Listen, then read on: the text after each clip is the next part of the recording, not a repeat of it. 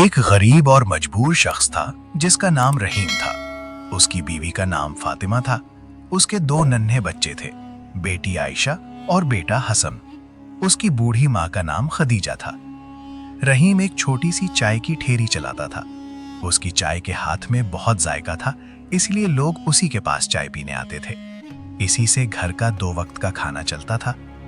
एक दिन जब रहीम घर से निकलने लगा तो उसके दोनों बच्चे दौड़ कर आए। अब्बू जी, अब्बू जी।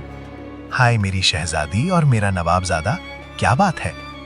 अब्बू, हम दोनों ने फैसला किया है कि इस बार रमजान में हम भी रोजे रखेंगे। रहीम ने मुस्कुराकर दोनों के सर पर प्यार से हाथ फेरा। माशाअल्लाह, बहुत अच्छा फैसला है। अल्लाह तुम्हें इसका बहुत बड़ा अजर दे। बाहर निकलते ही फातिमा ने फिक्रमंदी से कहा, सुनो रहीम, रमजान में सिर्फ 2 दिन बाकी हैं। घर में थोड़ा राशन और पानी भरवा दो। बाकी दिन तो जैसे तैसे गुजार लेते हैं, मगर रमजान में सहरी और इफ्तार के लिए कम से कम खजूर और फल तो होने चाहिए। ठीक है फातिमा, मैं देखता हूँ। रहीम अपनी ठेरी पर पहुंचा और दिल ही दिल में दुआ मांगने लगा। या अल्लाह, मेरे गरीब घर पर रहम फरमा, आज कारोबार अच्छा चले।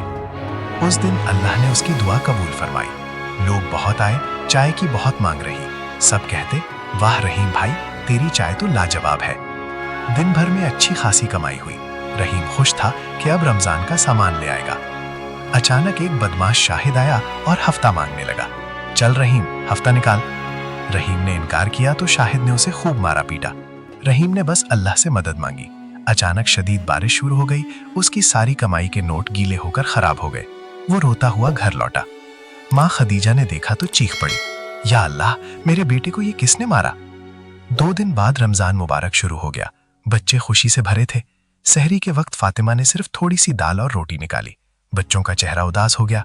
अब्बू, रमजान में तो सब फल और खजूरें खाते हैं, हमें भी चाहिए। रहीम की आंखें नम हो गईं। बेटा, अभी ये खा लो, इफ्तार में अब्बू फल ले आएंगे। रहीम काम की तलाश में निकला। आखिर एक ईंट भट्टे पर पहुंचा जहां मालिक अकबर बैठा था। सलाम अलैकुम भाई, कोई काम मिल सकता है? अकबर ने गुरूर से कहा। काम चाहिए तो ईंटें उठा। रहीम ने भूखा प्यासा तेज धूप में ईंटें उठाई और कुछ रुपए कमाए। उससे खजूरें खरीद कर घर लाया। बच्चे बहुत खुश हुए। इफ्तार के वक्त एक जख्मी बकरी का बच्चा मेमना दरवाजे पर आया।